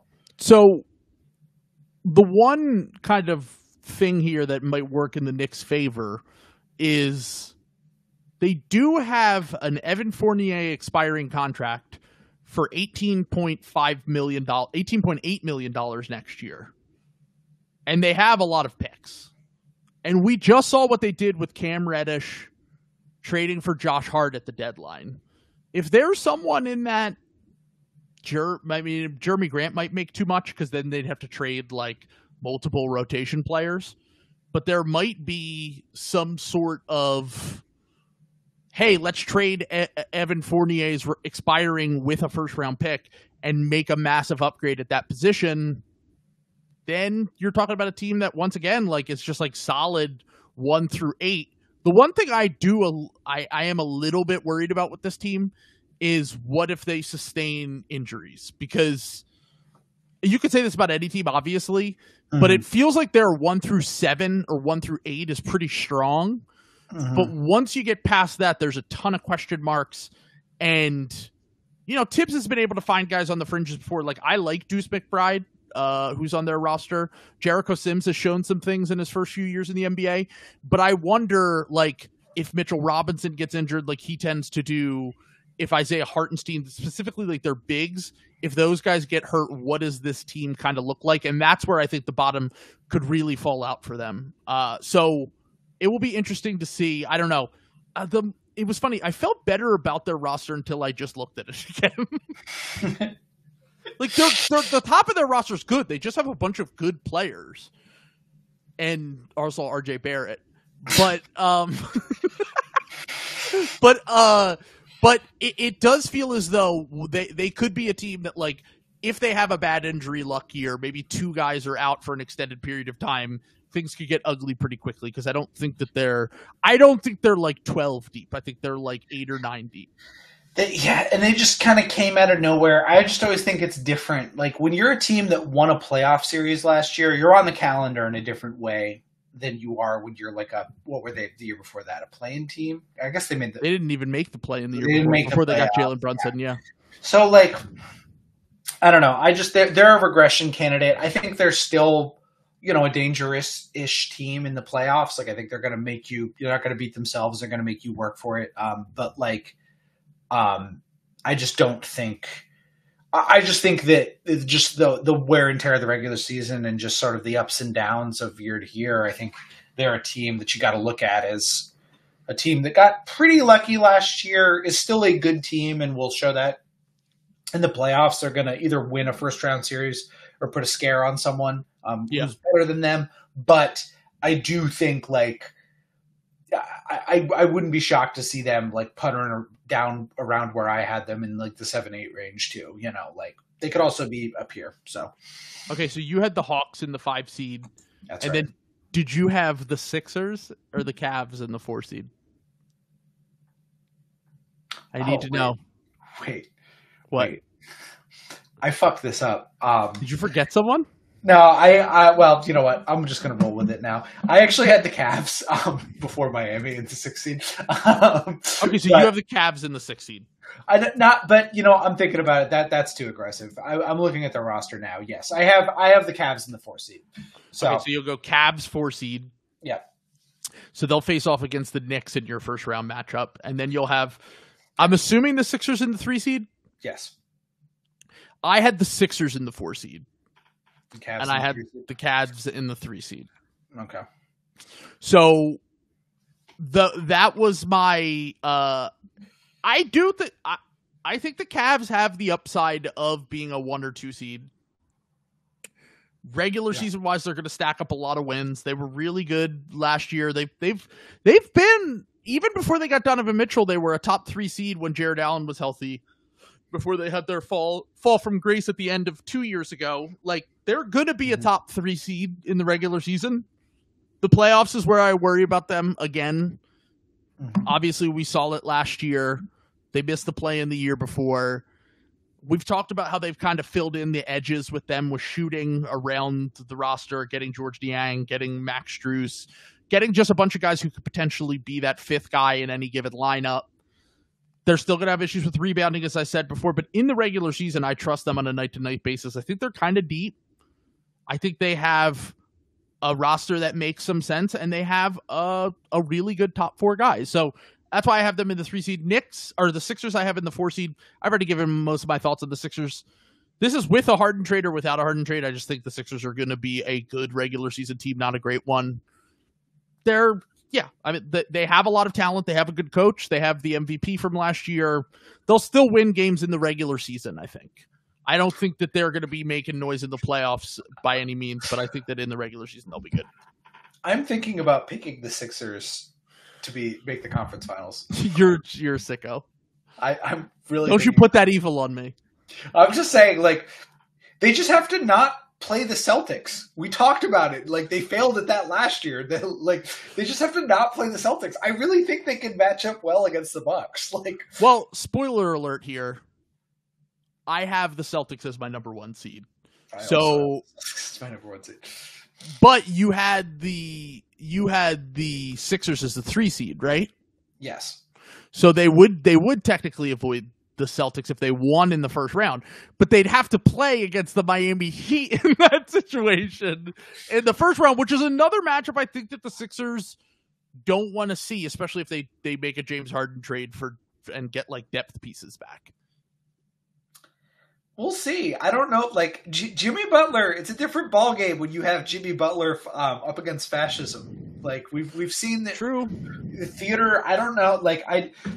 Jimmy Butler. Like I think Nick Nurse can go terror ball against terror ball with the Miami, Heat. Like that would be a truly disgusting coaching matchup. So, well, the GMs did say that other than Spo, I believe Nurse was best at in-game adjustments of any coach. I think it went Spo 1, Nurse 2 in the GM poll. They also said that Jrue Holiday was the best perimeter defender in the NBA, and last year they said Marcus Smart. So I think they might have been trying to make up for their BMM, thoughts. Yeah. Right. They've gotten through to the GMs as well. Right. I think, I don't know, like, again, I'm going to, like, die on this hill like a lot of the other teams. I think the Sixers were better than they showed in a lot of ways last year. I think last offseason was a really weird thing, and I think that Sixers almost beat the team that is the worst matchup for them in the NBA last year in the playoffs. Like, I get that, like, everyone's got the cosmic insanity and, like, the way that it went down, like, with all Maxey and Tobias and everyone going cold from 3 and, like, and then Jason Tatum, like, ripping the heart out in Game 7. Like, it's a bad way to go out, but I just think if you look at the facts of, like, what happened in that series and, like, the fact that the Celtics are their worst matchup year after year after year for exactly what we talk about, that they've got these 2 explosive wings, I think I can't do. I think I could take losing to the Celtics or Bucks next year. I can't take Jimmy Butler in what is supposed to be a down year for the Heat again beating the Sixers. Like you don't have to worry about that because they're not making the playoffs. I gave them a boost. Sam's going back, and he's like, you know what? I hate the Miami Heat so much. Yeah, they're going to be the 7th seed, and they're going to fall out of the play-in tournament. 2 losses. It will be the same thing as last year, but instead the Bulls will hold on at the end. No, but in all seriousness, the matchups that we have here. So I spoiled. I said I had the Celtics as the 1 seed. I had the Bucks as the 2 seed. The Cavs as the 3 seed. The Sixers as the 4 seed. The Knicks as the 5 seed. The Heat as the 6 seed. And then my coming out of my 7 and 8 seed, I had the Pacers and the Magic. So my 1-8 matchup is the Celtics versus the Magic. I had the Celtics in 6 in this series in the first round against the Magic. Sam, are you prepared for the Franz Wagner, Paulo Banchero Magic in the first round against your Boston Celtics? They always play them tough. I was going to say, well, I know who the best forward tandem is going to be on the floor. Yeah. Celtics. Yeah. I'll do that. So Paulo's going to have to grow up, though, against small Giannis. I was going to say, that's like his idol, too, Tatum. He loves Tatum. It's his boy. Yeah, that's his guy. Part of the reason why he went to Duke, probably. Oh, God. That's such a bummer, man. Paulo's going to play him and say, man, why can't you fucking shoot anymore? This is crazy. I don't know. We'll see what happens, but I have What would be your 1-8 matchup then? Because you have the Celtics in the 1 seed. Yeah, and then you have in the 8 seed for your. I think I did said the Magic as well. So okay, so I think I also had the Magic beating maybe I had the Pacers. Either way, the Pacers have just gotten like euthanized every time they've historically every time they've historically played the Celtics. Then again, this is a totally different team, so who knows? Can Rick Carlisle steal a game or two off of Joe Maz? Well, we will see. He's a good coach. Unstoppable force, immovable object. Snyder and Doc Rivers stole some games. I've talked myself back into Joe Maz because he's just so funny. And it's like, well, he was in a really bad situation and he has assistant coaches now, and he's given the team exactly how he wants to play. And sure, they looked awful in the preseason, but who knows? Maybe he's good. I'm still coping, so let me keep coping. So you have the Celtics winning that matchup, I assume. Yes. Okay. So the Celtics are advancing in your bracket. I have in my 2-7. I have the Bucks versus the Pacers. I have the Bucks in 5. I think that's a really bad matchup for the Pacers. I think that the Pacers are a good, fun young team. I'm going to have a lot of fun watching them, and I think that Giannis and Dame duo will put them in a fucking blender and absolutely destroy them in the playoffs. I hope Jarris Walker's good enough to be, kind of scrappy with Giannis in the first round, but I'm not gonna bet on it. My 2-7 is more interesting, I think. Knicks Bucks, I could see that being a little fun. I could see that going 6. Yeah, I could see that being like a fun little matchup. I think Tibbs. I think that's a good Tibbs against Giannis. I think he could actually make things kind of hard on Giannis. I mean, I say make things hard on Giannis. Giannis would still average 40 for the series, but it would just how you make things hard on Giannis is does he get his 40 in 17 shots or does he get his 40 in 30? You make him earn it at the line, like the boomer announcers will say. Right. You got to make him earn it. Right. Exactly. So, but I still like the Bucks obviously in that matchup. Okay. So I have Bucks in 5 in mine. You have the Bucks advancing as well. Yeah, Bucks in 6, I would say. Okay. I have Cavs Heat as my 3-6. And you will be happy to know that I picked the Heat to win in 7. Wow. That would be like a very... it's going to happen. Let's be honest. The Heat phone in the regular season for the second straight year. The Cavs are this top 3 seed. They're battling with the Celtics and the Bucks for the top seed all season. That's the and then perfect they lose matchup. to Devil Magic. Well, I was going to say the Cavs are the perfect matchup to give them a little bit of momentum. Just in terms of them being one of the most regular season to postseason frauds in the Cavs. So that is a very unstoppable force, immovable object thing. Jimmy destroying souls, Spo figuring out a way to play Max Strus, who they just let go off the floor. Just some real demon magic shit. I have the Philadelphia 76ers euthanizing the Jimmy Butler era in Miami and winning in 5. Oh boy, I hope you're right. God damn, I would want that more than nothing more in the world. Yeah. I can't even think about it for too long because I'll get sad that it might not happen. So probably won't. So all right, so you have the Sixers beating the Heat in the second round. I have the Heat beating the Cavs, and I have the Sixers versus the Knicks in the first round. I'm going to go out on a limb here. I'm going to say Sixers in 7. And I know that might sound insane to some people. I've said it since last year. I think the Knicks are a weird matchup for the Sixers. The offensive rebounding has always been a nightmare for the Sixers. Joel, as good as he is, inside, he is not the greatest rebounder in the world for a big. I think that they will create a lot of extra possessions. I think Jalen Brunson could give them nightmares. I think Thibs versus Nurse will be a really interesting coaching battle just from a war crime standpoint. What kind of shit those two will be cooking up over the course of a 7-game series. I think the Sixers win, but I think it takes all 7 games. And I think that they advance to round 2 to play the Celtics in the 1-4. And I have the Bucks Heat in my other matchup. And in the second round for me, I have the Celtics over the Sixers in what I hope is not Joel Embiid's last game with the Sixers, but probably will be. And then I have the other matchup is the Bucks versus the Heat, and I have the Bucks getting the Demons out of here in 7 games. I think they push them to the limit, and I think that from a narrative standpoint, the Bucks Heat will be the best matchup in the playoffs next year if they face off. You have Dame, Giannis trying to get revenge for last year. Hopefully he's healthy. You have Dame, who wanted to go to Miami, ends up with the Bucks. You have, this will be the fourth time they've played each other in the playoffs. The Heat have won 2 series. The Bucks have won 1. They could split the matchups with them, and you will basically have the chance to go on and go to the Eastern Conference Final. I think that the Heat, I don't think this is the last. I think Jimmy's just going to retire with the Heat. I think they're going to try to make another splash and get another star, whether it's at the deadline or next offseason. But I think this is not an Eastern Conference Finals run for them, but a second round for them. So that sets up Bucks and Celtics in the Eastern Conference Finals. That's yours as well, right? Oh wait, you didn't say your second round matchup.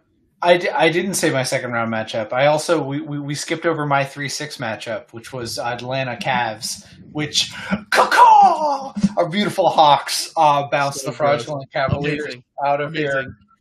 That of course sets up a beautiful. In the second round, we have our 2-3 matchup. We have the Bucks and the Hawks. Or sorry, no. That was the 4-5 matchup. I'm sorry, I'm getting turned around. So Atlanta is playing Boston. Unfortunately, I didn't think this through. In round 2, you wanted to send the Atlanta Hawks to the fucking Eastern Conference Finals. I did. And now you're realizing you fucked it up. Yes, I did. So, unfortunately, this will be a hard-fought series. I have the Celtics in 7 in probably the greatest series we've ever seen in the NBA. You're unbelievable. It's like one of the greatest conference finals semifinals. Kids, if you're listening, believe in yourself the way that Sam believes in the play-in Atlanta Hawks. They're going to be. They're Quinn Snyder has those boys hooping. I'm just going to say right now. Watch this space. Big things coming. I think the Philadelphia 76ers defeat the Miami Bucks in 6. Miami Bucks. The Milwaukee Bucks. You think the Sixers are going to beat the Bucks with Dame? I do. Yes, I do. All right. We just talked about how Malik Beasley is the number 1. Tobias Harris cooking. Whoever they get for Tyrese Maxey. I will say the fact that they have Malik Beasley as the number 1 perimeter option, until that isn't the case, I'm a little bit scared of the Bucks, but I think that they'll just figure out someone else that can play there. We'll see. They have Joel Embiid. That's a problem matchup for Giannis. I'm sorry. Also problem matchup for the Sixers on the other end. But there's always a problem with Joel Embiid's defense in the postseason on the other end. He gets tired. Yeah. So, I don't know. I think it's a bad matchup for the Bucks. I'm going to be honest. I think that have they ever played the Bucks in the playoffs? No, we've never gotten a Sixers Bucks play. I want it every year, and we just never get it. That's what I'm saying. I think they've somehow never played each other, and I think that is a bad matchup for the Bucks waiting to happen. I mean, I will say this much: the Sixers never get the teams during their down years. Yes. The Sixers never they didn't get the Heat the year that the Bucks crushed them when they weren't fully healthy in the first round. They didn't get the Celtics during the Kyrie year, which I wanted that matchup because we had Jimmy Butler on the team and the Celtics were a fucking mess. They have never gotten. I wanted them to get the Bucks last year because I felt like it was the Bucks had potential to fucking do some real disaster shit, which they did in the playoffs. Obviously, Giannis got hurt, but I was kind of building in something like that to happen during a series. And now I feel like there's a very clear top 2 in the Eastern Conference to me, which is the Celtics and the Bucks. I feel not great about either of those teams in a playoff setting as a Sixers fan, but someone did ask in the comments, is this prediction with Harden or Terrence Mann? It doesn't matter. It doesn't matter if James Harden or Terrence Mann is starting. No, doesn't matter. Irrelevant. Nick Nurse, I'm telling you, Nick Nurse versus Adrian Griffin. Do not underestimate that. I know people think I'm doing a bit. Will is accusing me of pandering, which may be, but I genuinely believe that this is an under-discussed part of the Sixers is how they always manage to run into the Celtics in round 2, and instead of so Will did point out that they got the Hawks in round 2. Will, I'm not saying that I think that they haven't had good matchup luck. They should have made it to a conference finals already. I wouldn't have gotten the same joy out of beating the Atlanta Hawks as I would have if we beat the Boston Celtics or the Bucks or the Heat. Those are the teams that I look at and I say, man, I would feel really good if we beat those teams in a playoff series. If we beat the Hawks, sure, it would have been awesome to make a conference finals, definitely. But it doesn't have the high highs of beating a team that I view as a legitimate championship contender. Like, beating those teams, those are the teams that have competed for the title for the last 5 years. I don't want to beat the Nets and the Hawks and the Raptors and these teams that just aren't contenders anymore. Like, I want them to have a real playoff series win. And like I said, I felt like they've never caught them on a down year in terms of those teams, which are very good teams that have each collectively had 1 or 2 down seasons over the last 5 years, whether it's due to injuries or just due to kind of having a weird year. So that's what I meant by that, to be clear. But so your Eastern Conference Finals is Sixers Celtics. Yeah. I think this is the one, and I think that's going to be a good matchup. I'm telling you, I think Nick Nurse is going to change some things for the Sixers this year.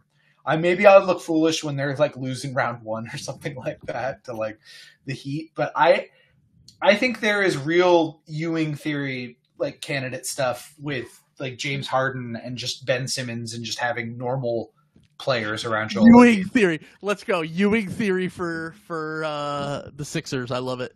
Yes. Which is very appropriate because Joel Embiid's closest comp historically is probably Patrick Ewing. Yeah.